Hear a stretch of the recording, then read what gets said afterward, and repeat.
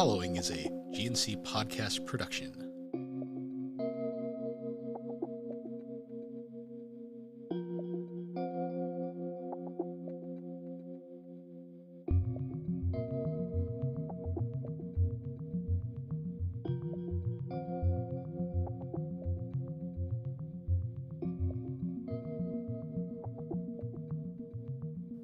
Welcome to Geek Addicts, a pop culture podcast.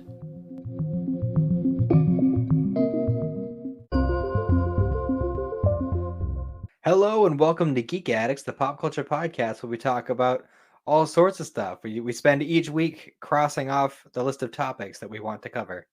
My name is Matt. With me, he is the front two legs of the zombie shark, Bill Barber. I don't want to be the How's it front going, two Bill? legs. Huh? I said I don't want to be the front two legs. Well, you're the face of GNC, so I mean, True. you're the front of all three shows, so you kind of don't have an option. Yeah. Oh, I'm doing. I guess is the best way of saying how this week's been. I feel that, man. It's already fucking November. Yeah, tell me about it. We just friggin' had to we had to just put some money into friggin' getting some stuff on the car fixed, and it's just a big mess, man. Fucking Christmas is gonna be light this year. That's all I can say. Yeah. Yeah, I don't even want to think about Christmas right now. Nah, I don't either. Trust me. I found a fucking mouse in my house this week. That was wonderful. Oh, that's fun. Yeah. I caught it. Cold. I got the one that I think I saw. I don't know if there's more. I haven't caught any more, so I'm hoping it was just a one-off, but yeah, that sucked. Yeah. Yeah, you fucking be careful, man. Once they catch a hold, it's hard to get rid of them. Yeah, I think what happened was I left the door open and one got in, but yeah, that sucked. I gotcha. So today is Frankie's birthday. She's turned 3. I saw that. I can't believe it's been 3 years. I know, it's wild. And it's like, so you know how they say that like women, like after they have children, they have like this weird like short circuit in their brain that makes them forget all the shitty parts of like having a kid and everything. I feel like there's some sort of short circuit like that in everyone who has a kid, where like once you have the kid and some time goes by and like all of a sudden it's like, wait, did I exist before this kid was born? I don't remember what life was like back then. It's like I have a vague idea of what it was like, but feels like the kids are always been there, you know? I hear it. It's weird. Like the way the world kind of just has been the world's been kind of on its head for like years now, and that's for sure. There's like this weird like divide of like you got like everything before 2020 and like everything after 2020, and it's like what happened? Yeah, it's definitely 2020 was like a big watershed moment. Yeah, watershed year, I guess. It's so funny walking around, like you still see like the relics of it, like every now and then. Like me and Alex, we went to Five Guys after I got to work today, and we went over to one of the shopping plazas just because we wanted to walk it off a little bit. And you still walk by certain places, and they still have like the little like dots on the ground where you were supposed to stand outside. Oh yeah, and it's like they're basically going to be there until they wear away. So it's just like we always walk by and we're like, relics of the past. Well, I guess I'm like that. Like at my work, they still have all like the little like claws at the bottom of the doors, because it was at a point where like they were like very big about like, oh, don't touch doorknobs or whatever. So like the idea was like you're supposed to use your foot to grab the claw at the bottom and open up the door. We really turned into a loony society during that period of time. For real. I still see like the gas pumps with like the trash bag dispensers on them now, and it's like does anybody ever like half the time they're not even replaced? So I'm like, I don't think anyone used them to begin with. Probably not. So Halloween was yesterday. Did you do anything? Anything fun? Um, I watched the topic of today's episode, and then I did a podcast with Alex. That's fun. Yeah, I took the kiddies trick or treating. Went to my cousin's neighborhood and actually in Carver. And Nice. yeah, it was cool. Frances had a great time. She was running all over the place, kept tucking herself out. Yeah, Halloween is like I think it's one of those holidays that really holidays that really only I think that you have to be younger for it to really matter because like the older you get, the less and less it really. Then again, the Halloween's a weird one because like certain people like it sticks with them, and other people like me like lose the interest in it like when you're still in middle school. Hmm. Well, I think I mean I still enjoy Halloween. I think I would enjoy it more if I well, that's not true. Because I enjoy it in a different way now that I have kids, because I'm like enjoying it Yeah, vicariously through them. But like I myself would have like I don't want to say a better time, but like I would be able to like if I didn't have kids, I'd be going out and like have you going out with friends, drinking, whatever else, Halloween parties, that kind of thing. yeah. I think what killed the Halloween spirit for me back in the day was you'd go out and get all like the candy and then it would mysteriously disappear after 2 days. Yeah, And but after like 3 years of that, I was just like, what's the point of even getting it if it's just gonna be gone before we can even enjoy it? yeah. Well, that's why when I was a kid, I always used to bring my bag up to my room and like hide under my bed or something. That didn't work in my house. Yeah, that's fair. Yeah, Um, I think now after we're a the while, ones doing that. yeah.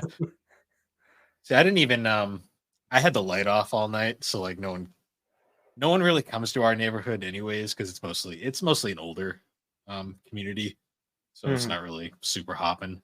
So I just leave the light off and I don't even bother. I didn't even my ring didn't even go off with activity of people walking around, so I just think it's a quiet area, not really a Mhm. a big trick or treating spot. We just have a bad neighborhood for trick or treating because we're like right next to the main road. Like there's no Yeah, sidewalks or anything like that. it's funny. Like after I stopped trick or treating, I was like I took over passing out the candy, um, which was always an excuse to just get a fire going and chill outside.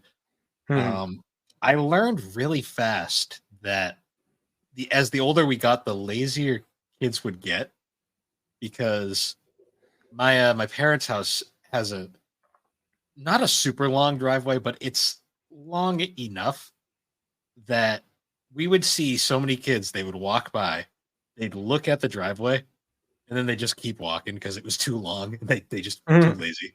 I was like the candy is right here, but it's just too God. much effort. Too much effort for them.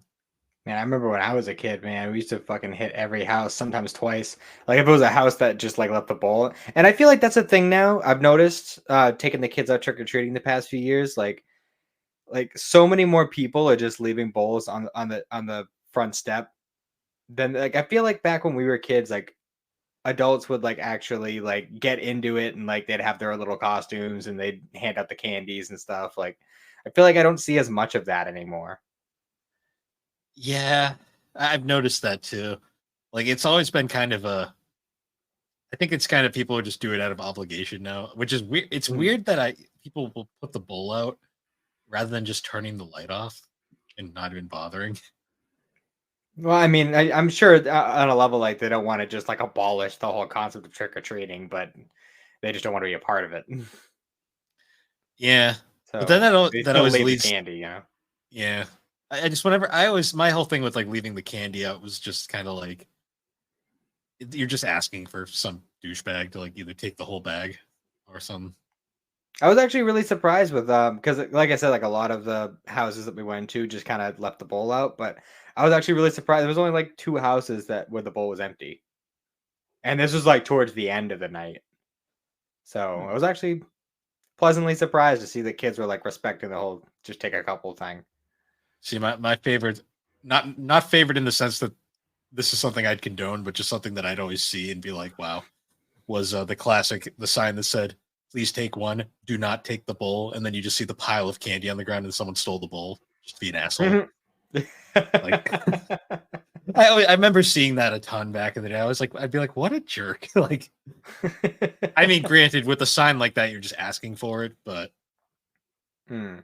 Yeah, there was a couple of like really like fun, like super balls to the wall decorated houses that like Frances would walk up and she wouldn't even care about the candy. She'd just want to hang out there because it looked cool.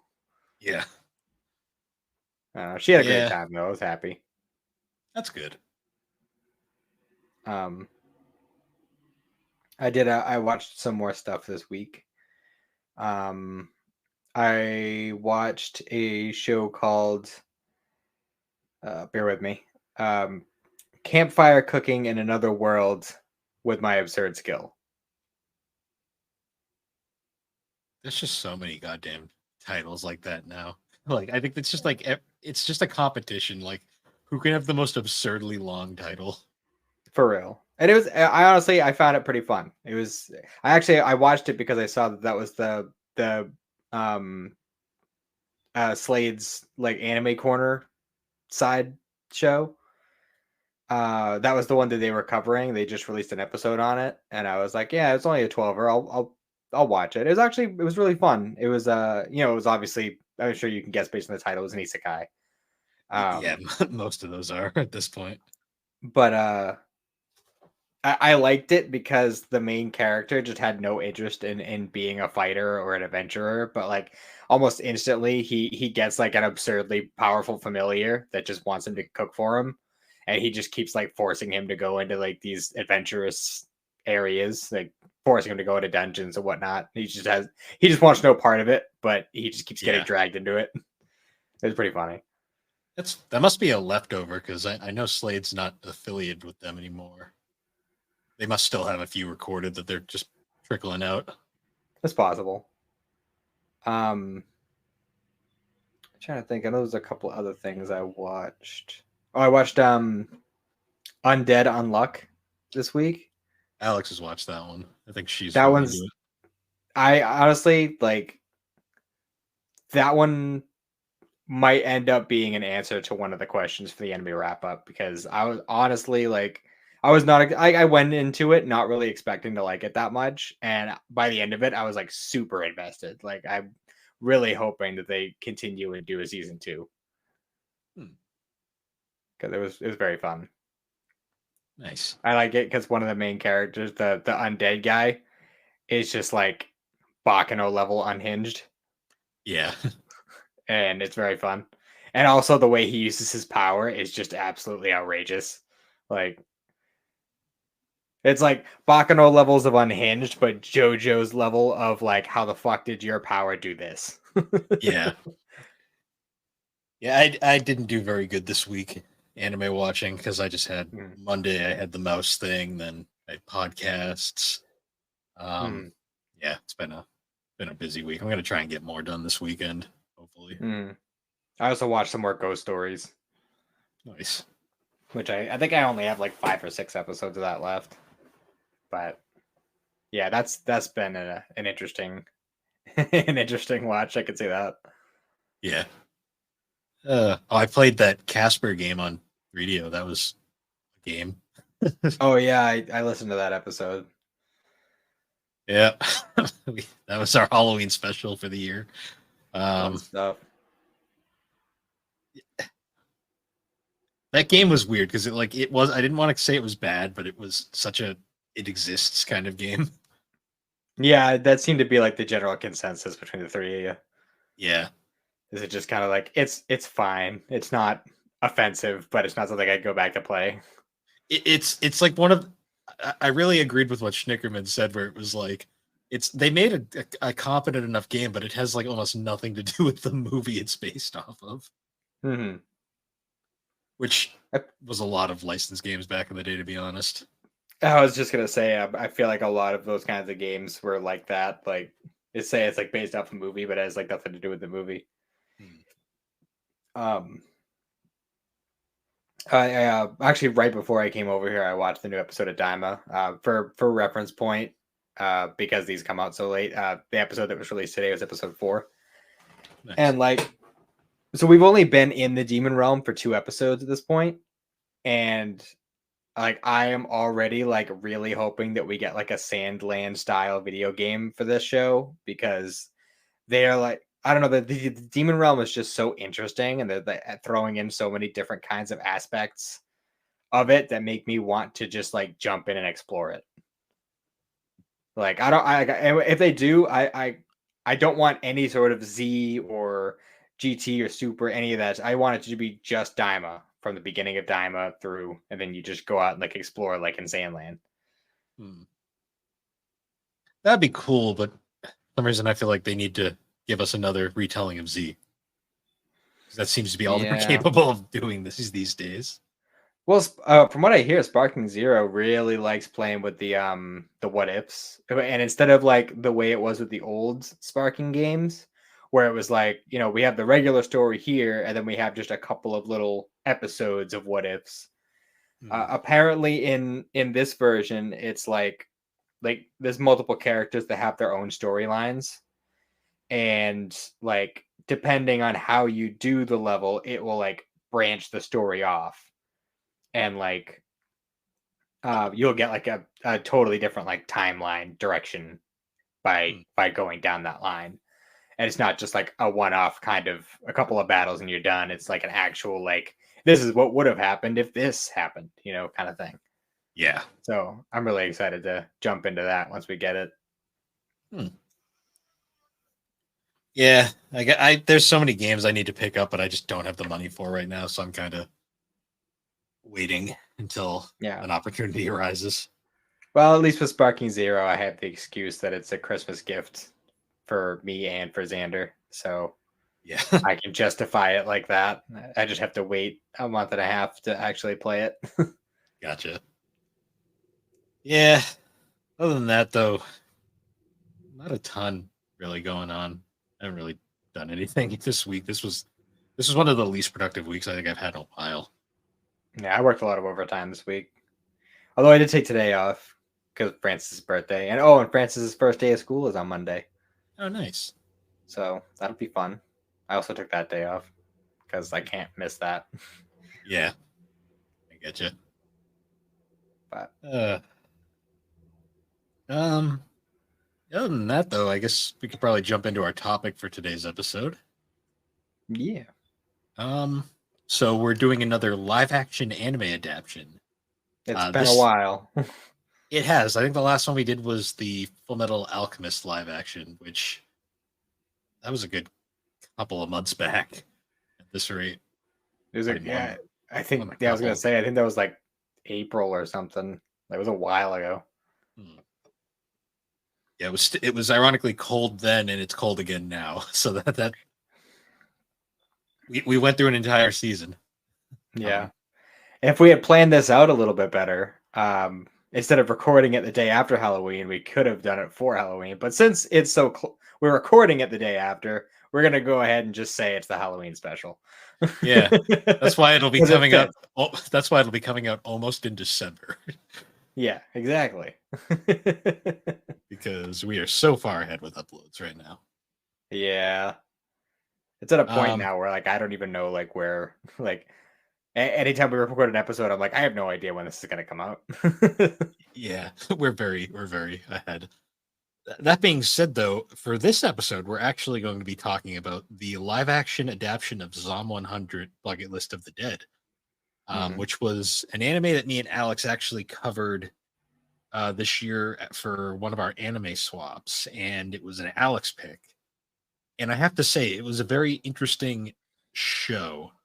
Not enough for me to go full in manga with it, but I am looking forward to its second season when that eventually arrives. Because there's clearly a lot more to tell with that story. The live action film. So for a little context, the manga debuted in 2018. It's still going to this day. It's at 17 volumes currently. The anime was released in 2023. It was a 1 season, 12 episodes. And the live action was also in 2023. Produced by Netflix, so it's another Netflix live action. It is also one of the many live action anime films that has a dub. And I'll say right off the bat, lip sync is not the best. They didn't line it up very well in this movie. Yeah, why? It's a lot harder with live action stuff. It is like the Rurouni Kenshin films do a very good job with it. Yeah, but those Um, also weren't Netflix films. True. I'm trying to think of another one. The Full Metal was pretty bad with lip sync. It's hit or miss. It depends on how much effort they put into it. Hmm. Um, I found it interesting too. They didn't use the anime dub cast. They used completely different actors for this. Yeah, and they made Todd Haberkorn the villain again. Just they did the same thing with the Kenshin movie. Hmm. Um. Well, villain in quotation marks because there's not really a villain in Zom. He's more of a if it's the character I believe you're talking about, he's more of just an inconvenience. Well, I mean, yeah, I see what you're saying, but if you're gonna try and like pinpoint like a villain, because there is like a villain like towards the end of the first season of the anime, but this movie only covers like the first half of that season. So It covers the first half and it heavily abridges and moves things around. Like it actually mixes a couple arcs together, which I found very interesting. We'll get into that. yeah, I feel Um, like it worked really well the way they did it though for like a movie format. it did to a degree. I thought a few things felt kind of rushed. Um, some of the development wasn't as strong this time around. Hmm. Um, but other than that, pretty good adaptation overall. I would say I found it a little interesting the things they did change. Like there was a few minor things here and there Hmm. that kind of added up as it went on. I guess for people who've only seen the anime or have watched the manga, obviously spoilers, but I mean at this point it's a G and She show. We spoil everything. Um, Hmm. in terms of timeline for people who've only watched the anime or read the manga, the live action kind of ends right after the conclusion of the baseball arc in the anime. Um, but it also combines elements of the aquarium arc at the same Hmm. time. So it's kind of in that weird area. Like um like we don't meet Beatrix yet. She's not in this film. We don't have their journey off to uh the parents' village. It's very much contained to mostly the city stuff. Hmm. Um I was really kind of upset that she wasn't involved in this movie. And like I know we get kind of jump around a little bit, but like I don't know if you watched the end of the credits. no, I think I might have flipped off. Well, at the end of the credits, like, I was waiting just to see if there was like a little end credit scene because I was kind of hoping that there was going to be an end credit scene that just kind of showed like someone in like full samurai garb, like walking up to like where they're hanging out or whatever, as like a little like hint, hey, look, there she is. She's gonna be the next one, kind of thing. But no, it was just the asshole boss just kind of walking away from the parking lot, and then that was it. Oh, Like, okay, I didn't miss anything then. no, you didn't miss Um anything, and so I was like, I was really upset about that. I was like, it's a perfect opportunity. You know what's weird about the asshole boss though? He is somehow more interesting in this movie than he is in the show. In the show, he's just a straight up asshole. This one, he Mhm. kind of is like a he's kind of like that lovable asshole because it's like you kind of like his like because I think the actor they got for him doesn't look anything like the anime version. No, Like it's very different. Like I will not say at all. most of the actors are pretty close. His wasn't even close. Like they just wanted a completely different idea. Mhm. Um, I will say though, I kind of liked his portrayal in this one more because he was more just kind of like a smug bastard. He wasn't such a jackass as he was in Mhm. the original anime. Because in this one, it's more Yeah. realistic. He's just kind of like he's just that kind of boss, like that just exists in Japan. I love the one scene, like what when he's going through like his shitty work life before the zombies hit, and he's just like, "Oh, sir, like I had a question about this." What is it? He's like, "Then figure it out yourself. Like you can make decisions on your own, whatever, like that." And he's just like, "Okay, I'll just go with this one." He's like, "What? You can't just do that without me saying it's okay. Like, Yeah, all in one. Like, very traditional stuff.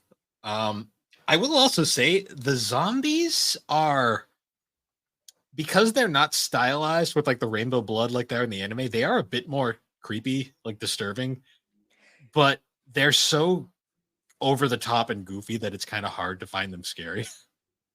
I was gonna say, like, I feel like when it comes to like whenever the Japanese try to do like these kinds of like things like zombies and like the Grudge and stuff like that, I always feel like they pull it off pretty well. Like the scene where the the chick that he liked from work, when she's like going like turning and it's like showing the whole process. Like I thought that was really well done. Oh, yeah, that was an interesting scene because Like that was really creepy. we actually, that was a pretty interesting change from the anime, because in the anime and manga, um, she's already turned by the time he gets there. In this one, he actually gets a few minutes to talk to her before she turns, Mhm. um, which was an interesting change because I know in the anime it was a very one of those kind of like one of those really big impact scenes. In this version, it was a bit more. It didn't hit the same way to me, just because like I don't know, for some reason, like the fact that she was completely gone by the time he got there in the original version, like it kind of hit more how hopeless it was. Mhm. Yeah. But I mean, I feel like that's not really like the kind of vibe that this particular franchise goes for. Like, yeah, there's like a lot of bleak stuff. There's definitely a lot of like it's still at the end of the day, it's a zombie apocalypse. So it's like it's not, you know, Hmm. it's not all fucking shits and giggles, but at the same time, it is kind of all shits and giggles because it's like mostly like a comedy series. It's like Yeah, a comedy slice of life, but in the zombie apocalypse. yeah, they kind of a lot of the comedy in the live action is kind of lost compared to the anime. Like there is a lot of scenes in the live action that I felt were a bit more played straight. Like Hmm. um like I found in particular like the scene, so they change up his routine a little bit, where like in the original show he goes to the convenience store to get more beer, Hmm. where he runs Which I like into that more. yeah, like when he runs into a Shizuka for the first time, he's just getting beer. This one, it's because he forgot to get sauce for his steak, and it's just not nearly as interesting. I did think it was Also, funny though. He's just like, if I have to eat this delicious steak plain, I'd better off as zombie food. yeah, yeah, that was kind of funny. I also liked too the fence that was keeping the zombies at bay it was one of those fences that could have very easily been pushed over by the zombies. Oh yeah. Um, yeah, when I saw that, I was like, when he goes to the convenience store and runs into her, um, she was a lot more standoffish in this film. Like, because there's points later on, like where she's like doing her whole like, I don't want to be a part of a group because being part of a group is dangerous, and then she immediately like get fucks herself and gets like basically like she needs them to save her. Hmm. Um, she was a bit more tactical in like the anime, so I found that a bit. I think it was all because they were trying to save time and kind of squeeze some plot points together. I mean, I personally felt like she was more standoffish in the anime. I feel like she came around faster in this version than in the anime. Um, well, she did, just because of how it was abridged. Um, I just found her like, the thing is, in the anime it took longer, but it felt more believable. In this one, it felt very abrupt, Hmm. which I think is more my issue with it. But Gotcha. that's more just kind of a problem with this, with abridging a 12 season, well, probably like a six episodes of anime into a 2 hour film. Yeah, and trying to like kind of because you can't just like straight up lift it from the anime like wholesale. You kind of have to switch things around to make it work in the different format. Well, it's interesting because like the first like 30 minutes of the movie are pretty one to one. Like there's a few minor changes here and there, but it's pretty much exactly like the anime was. Like they even Mhm. have like him running into the couple in the house nearby. Yeah. Although we don't get to see them like appear in the credits as like they've gone out as survivors. They just kind of disappear in this movie. No, they were at the aquarium. I didn't even notice it was them. Those are the two that they were hanging out with when Tendo was off being depressed. Yeah, I didn't even realize that was them. that shows how much it wasn't as impactful, I guess. Yeah, other than that though, like after that it kind of changes. It kind of immediately branches off because then they get we have Tendo's friend Kencho. We get his whole rescue arc, and yeah, in the anime he was in the love hotel. In the live action, he's definitely in a love hotel. Yeah, like when zombie I was boobs. like, yeah, when I was watching, I was like, oh yeah, this one's not one to watch with the kiddies around. That's for Yeah, sure. I wasn't expecting zombie boobs in this movie. I wasn't expecting tits everywhere for like a good like 20 minutes. I was like, wow, like okay, Japan, whatever. For real. Which is ironic because then they don't it felt like this film toned down certain aspects, like they didn't like bring up the beer as much as they did in the anime. Yeah. And they didn't have Kencho get naked every 5 minutes in this movie, but he didn't get naked at all. Yeah, he didn't. He's no, honestly he didn't even bring up being a comedian until like the very end. Yeah, Kencho's honestly probably the least developed out of like his playboy tendencies are still played up.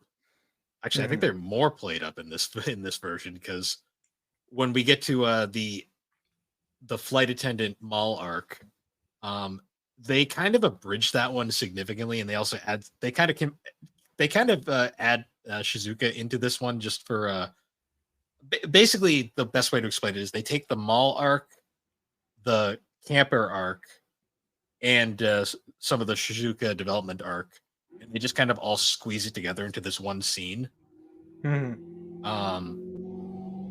Because they actually, so they still do the thing where they're in like instead of a mall, it's like a convenience store now. Yeah. And they still do the thing where one of the people there is secretly bit and they don't realize it first. But like the bus driver or something. Yeah, the bus. I think it was also no, it wasn't a bus driver in the anime. In the anime, it was just some business guy. And they cut down the number of flight attendants from 3 to 2, and they completely removed the one that was like the one that Tendo had like a kind of like moment with. Instead, we just get to kind of like basically we get 2 versions of the blonde ditzy one. Yeah. And they both proceed to die very quickly. And excuse me. Basically all of that third flight attendant's like character moment there, they just kind of gave to Shizuka because she was there now. And they basically end that scene by they escape the convenience store and then they get in an RV which just happened to be there. Yeah, conveniently. I didn't really realize how this film for 2 hours goes by very quickly. Yeah, it's paced very well. That's one thing you could definitely give the movie. Like it's like it doesn't feel like it drags out very much. Well, because in the anime, like the rooftop like stuff, like you had Tendo and Kensho on the rooftops, like chilling for like a good like 5 episodes. This one, like the rooftop stuff is pretty much over like within like the first like hour. Also, like there was the scene where like he was going through like his little montage of stuff that he wanted to do like before he starts meeting up with people. And when he was like, "Oh, paint a self-portrait," so his idea of painting a self-portrait was like spray painting a gigantic portrait of himself on the side of a skyscraper, like a graffiti portrait, and it was like fucking amazing. Like, what the fuck was this guy doing working in an office? He should have been an artist. Like, yeah, because I did find that scene kind of fun. I liked him lighting off the fireworks, but it kind of highlighted something that I thought about with like, if you were truly alone in a situation like that and you just basically had free roam, essentially, you just had to dodge some zombies, like Tendo does, you will get bored very fast, Yeah. which is partially why he wanted to meet up with, wanted to find Kensho, is because he wanted a friend basically. Wanted somebody to talk to, someone to Yeah, drink beer with. because you will go insane very fast if you're alone like that.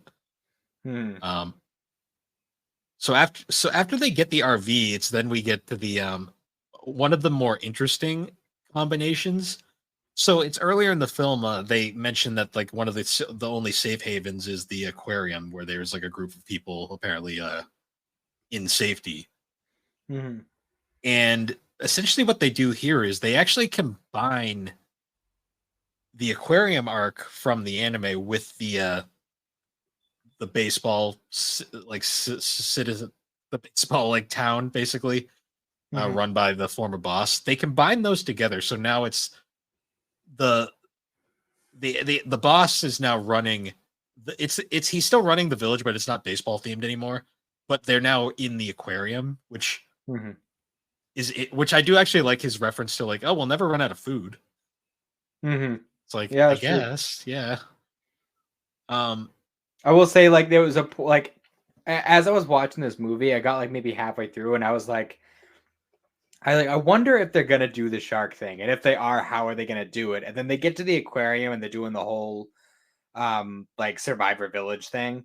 And I remember at one point they were, I think we was talking to the boss or something, and you see the shark swimming in the aquarium in the background. I'm like, oh yeah, they're doing it. Like, there's no fucking question.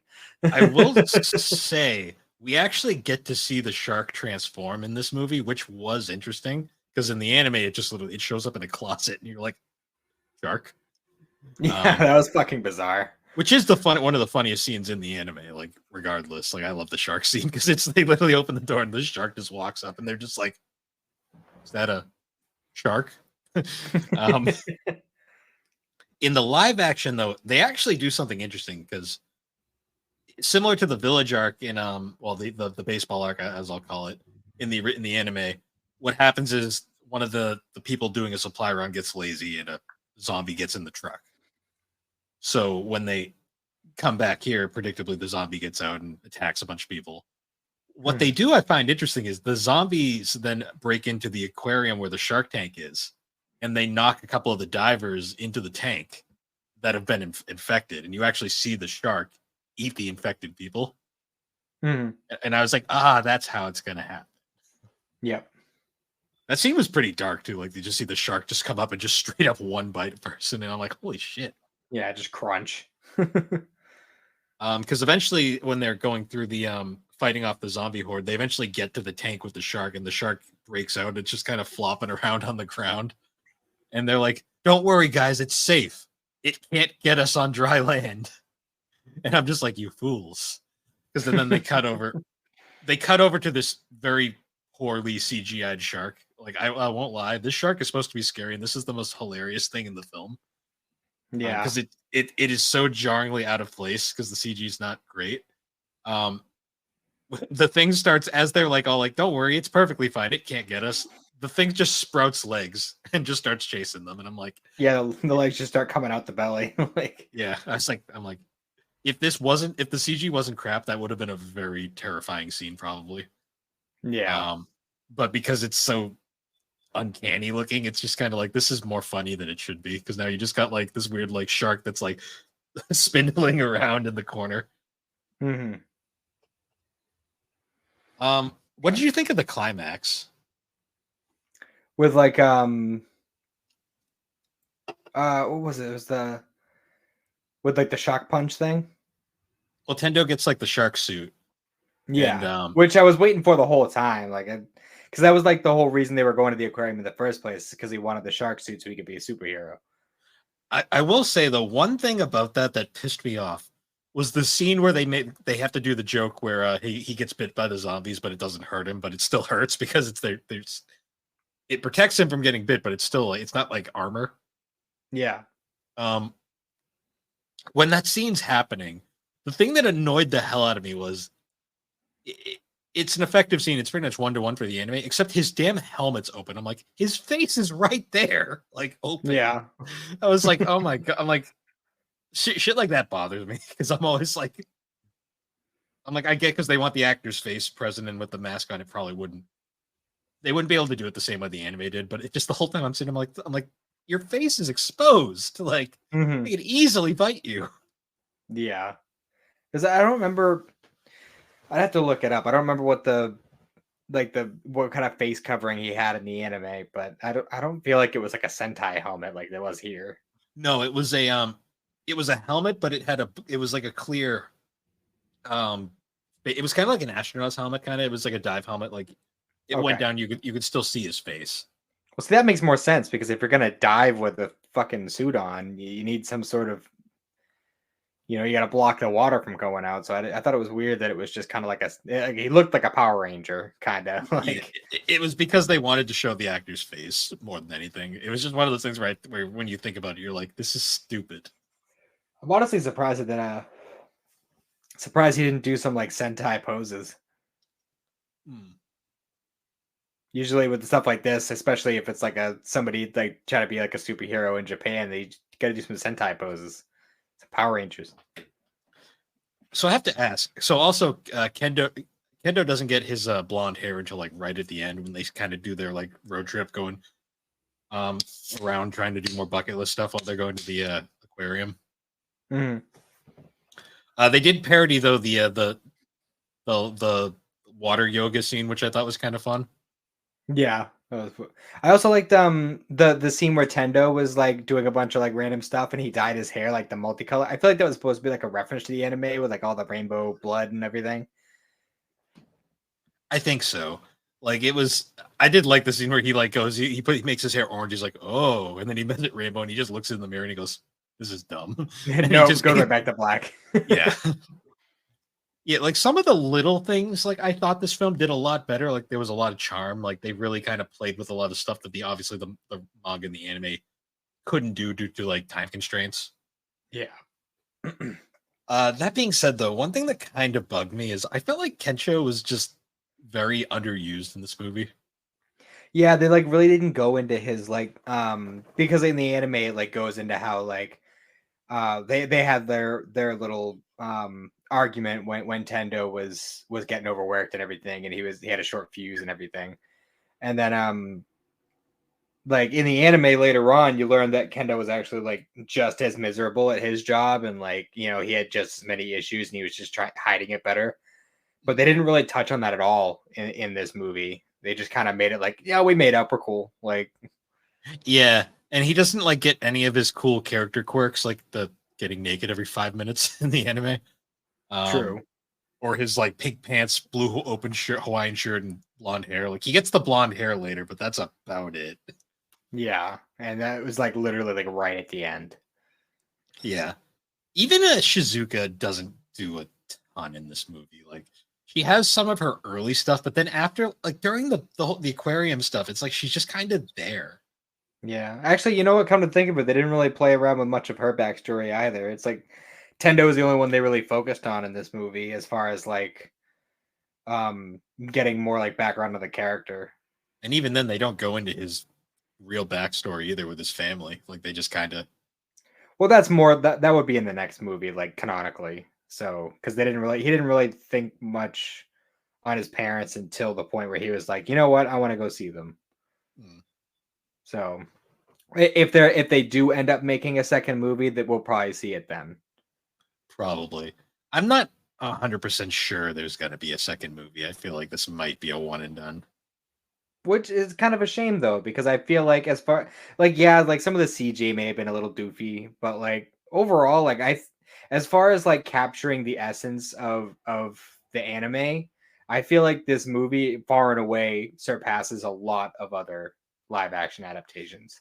It does. They just, the way they tie it off just makes it kind of feel like it's going to be a one and done. Hmm. Because they didn't really give a stinger that there's going to be more. They kind of, it ends off basically like very much like kind of in a final kind of way where it's like, yeah, okay, we're going off and whatever our next adventure is. It kind of ends the way Zombieland does, actually. Hmm. Yeah, it's a very just like kind of, they don't even like leave it like an ambiguous kind of thing. It just kind of ends, which Mhm. I thought was interesting. What'd you think of the soundtrack? There's a lot of like musical montages throughout this movie. It was good. Like it didn't. None of it was unfitting. Excuse me. It was very. None of it was unpleasant. It was mostly all fitting, but I couldn't tell you anything I remember off the top of my head. Yeah, well, I mean, it was all like, like J-pop stuff for Yeah. the most part. Um, but yeah, I did like Tendo doing the shark suit, fighting off a bunch of zombies and eventually taking on the shark, which is really cool. It had spirit. It just kind of like to me, it suffered a lot from a lot of the stuff that a lot of these live action films does, where while it has like the spirit and a lot of the essence, it just kind of because they have to fit a specific amount into a film, it feels rushed at times. But it's weird because the film is paced well. It's more just kind of like you have to look at it as a standalone thing and not compare it to the anime the whole time, I think is the best Hmm. way. Yeah, and that's what I was trying to do when I watched it. Um, Even though it really hasn't been that long since I watched the anime, so I kind of had that in the back of my mind the whole time. Um, I mean, honestly, I didn't even know that this live action existed until about 2 weeks ago. Yeah. It's it's interesting too, because I'd mentioned Kensho doesn't get his pink pants, blue shirt combo that's very iconic, but like Tendo doesn't get like his green tracksuit either, or Shizuka kinda has her outfit from the anime, but it's like not nearly as flashy. Hmm. I noticed that they kind of didn't have like the same flashiness that the anime did. But Yeah, it granted, definitely they wasn't as stylized. yeah, because like the zombies alone, like honestly, I get they were going for more realistic, but I kind of would have liked if they tried to like replicate the flashy blood, like zombie goo everywhere. I mean, based on um the shark stuff, I'm gonna go ahead and say that it was a budget problem. It's probably easier just to Probably, get fake blood than it is to,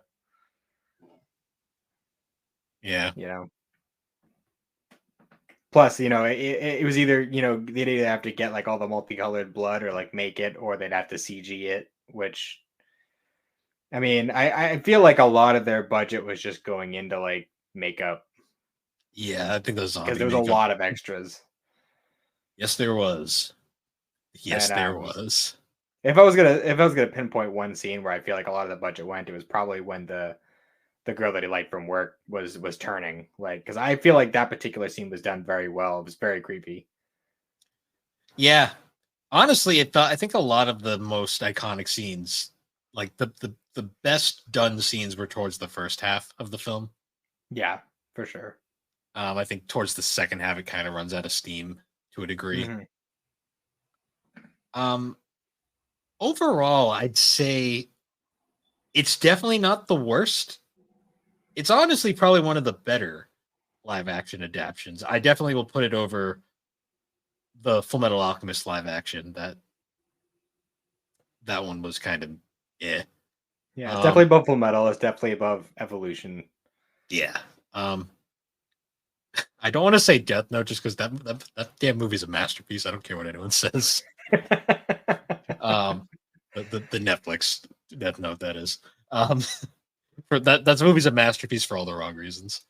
Yeah, Um, that's fair. but like when to me like the gold standard right now for live action adaptations is like obviously like One Piece. Yu Yu Hakusho supposedly is really good. I still haven't seen it, but I've heard really good things. I enjoyed it. It has its problems, and I feel like part of that was trying to smush every single arc into Yeah, 5 episodes. Um, the typical which the was a little much. Like they definitely could have tried to stretch it out and do a couple arcs individually, even if they wanted to combine elements from different ones. 5 episodes is just really short. It didn't really give the characters a whole lot of time to breathe. But yeah. overall, I think that was a good adaptation. I still Uh, think to me like the pinnacle of live action adaptations is definitely Kenshin. Like they just mm. really got that one right. Well, I feel like that one had the benefit of like supernatural stuff wasn't really like there's no like crazy superpowers or supernatural stuff. Like it's very much rooted in reality, and I feel like that is a big plus for them because they don't have to focus on special effects as much and just kind of focus on the storytelling and stuff. Kind of like what we thought we were going to be getting with Bebop, you know. And Yeah. I'm going to say, like, I can't judge that one harshly because I haven't actually watched it. I'm just going based off of what I've heard. Eventually, we'll end up covering that one.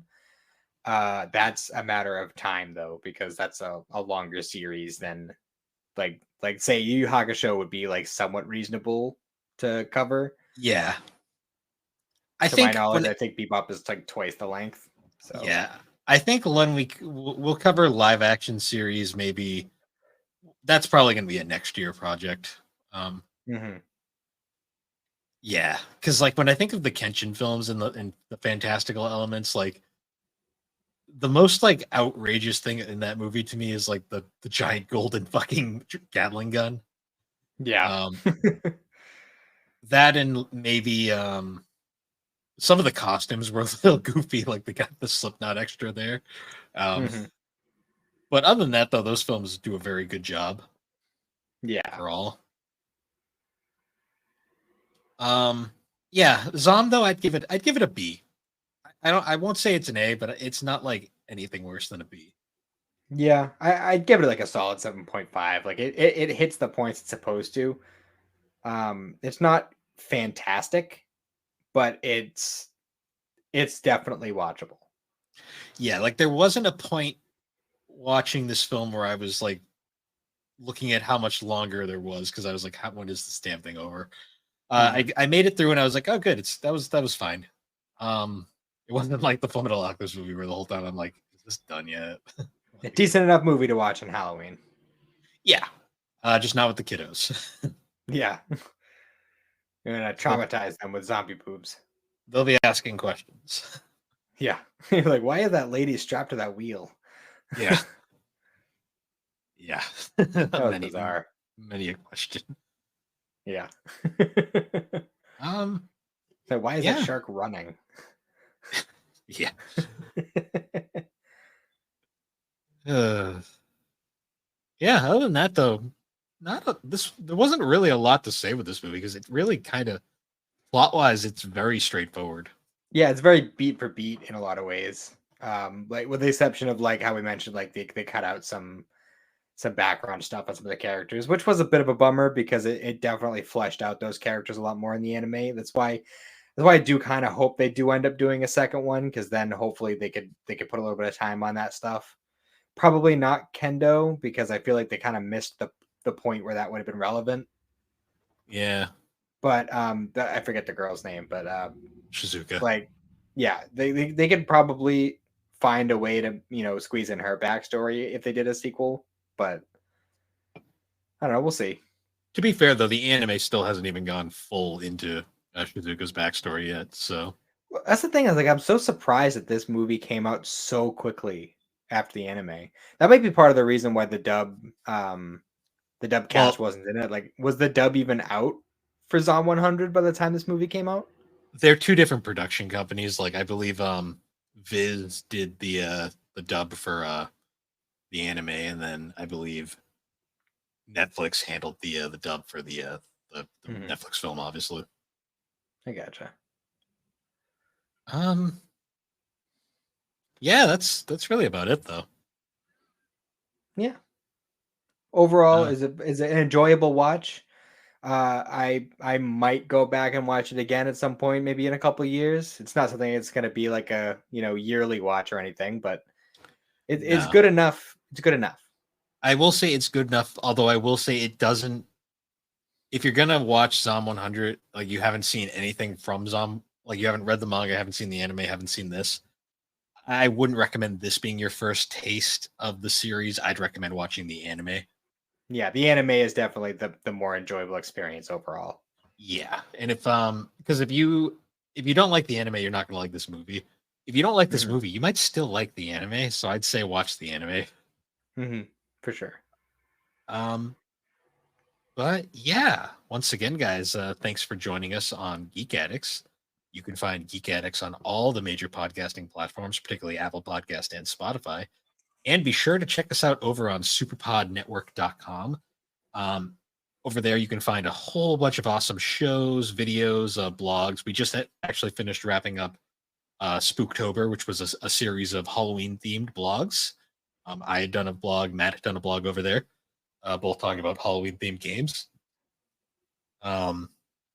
Also, be sure to check out the shows over there like Super Pod Saga, Super Ghost Radio, Retro Rehab, Tommy's Video Game Ride Along, A Novel Console, Bar Silence, Fine Time, The Elder Trolls Gaming Podcast, Remember 64, Gaming Together, Friday Night Gamecast, the 3G&Z shows, Gaming and Collecting, the 3DO Experience, Geek Addicts, and be sure to check out the Retro Wildlands and the newest member of the group, Press B to Cancel.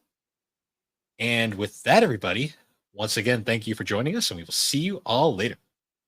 Have a good one.